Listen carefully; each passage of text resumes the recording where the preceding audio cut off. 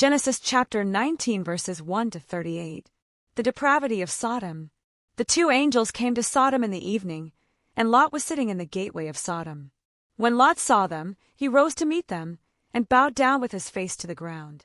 He said, "Please, my lords, turn aside to your servant's house and spend the night, and wash your feet. Then you can rise early and go on your way."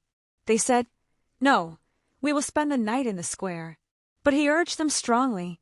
So they turned aside to him and entered his house, and he made them a feast, and baked unleavened bread, and they ate. But before they lay down, the men of the city, the men of Sodom, both young and old, all the people to the last man, surrounded the house, and they called to Lot, "Where are the men who came to you tonight? Bring them out to us, so that we may know them." Lot went out of the door to the men, shut the door after him, and said, "I beg you, my brothers, do not act so wickedly. Look, I have 2 daughters who have not known a man. Let me bring them out to you, and do to them as you please. Only do nothing to these men, for they have come under the shelter of my roof." But they replied, "Stand back." And they said, "This fellow came here as an alien, and he would play the judge. Now we will deal worse with you than with them." Then they pressed hard against the man Lot, and came near the door to break it down. But the men inside reached out their hands and brought Lot into the house with them, and shut the door. And they struck with blindness the men who were at the door of the house, both small and great, so that they were unable to find the door.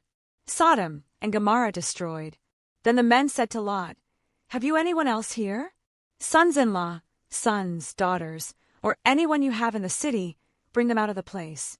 For we are about to destroy this place, because the outcry against its people has become great before the Lord, and the Lord has sent us to destroy it."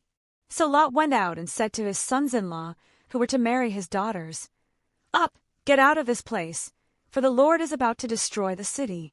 But he seemed to his sons-in-law to be jesting. When morning dawned, the angels urged Lot, saying, "Get up, take your wife and your 2 daughters who are here, or else you will be consumed in the punishment of the city." But he lingered. So the men seized him and his wife and his 2 daughters by the hand, the Lord being merciful to him, and they brought him out and left him outside the city. When they had brought them outside, they said, "Flee for your life.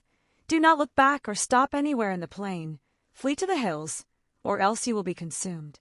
And Lot said to them, "Oh, no, my lords, your servant has found favor with you, and you have shown me great kindness in saving my life. But I cannot flee to the hills, for fear the disaster will overtake me and I die. Look, that city is near enough to flee to, and it is a little one. Let me escape there. Is it not a little one? And my life will be saved." He said to him, "Very well, I grant you this favor too, and will not overthrow the city of which you have spoken. Hurry, escape there, for I can do nothing until you arrive there." Therefore the city was called Zoar. The sun had risen on the earth when Lot came to Zoar. Then the Lord rained on Sodom and Gomorrah sulfur and fire from the Lord out of heaven, and he overthrew those cities and all the plain, and all the inhabitants of the cities, and what grew on the ground. But Lot's wife, behind him, looked back, and she became a pillar of salt. Abraham went early in the morning to the place where he had stood before the Lord, and he looked down toward Sodom and Gomorrah, and toward all the land of the plain, and saw the smoke of the land going up like the smoke of a furnace. So it was that, when God destroyed the cities of the plain, God remembered Abraham, and sent Lot out of the midst of the overthrow, when he overthrew the cities in which Lot had settled. The shameful origin of Moab and Ammon.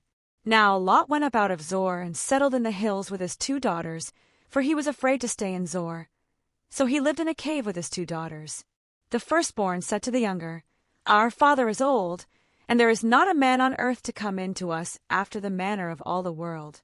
Come, let us make our father drink wine, and we will lie with him, so that we may preserve offspring through our father." So they made their father drink wine that night, and the firstborn went in and lay with her father. He did not know when she lay down or when she rose. On the next day the firstborn said to the younger, "Look, I lay last night with my father. Let us make him drink wine tonight also. Then you go in and lie with him, so that we may preserve offspring through our father."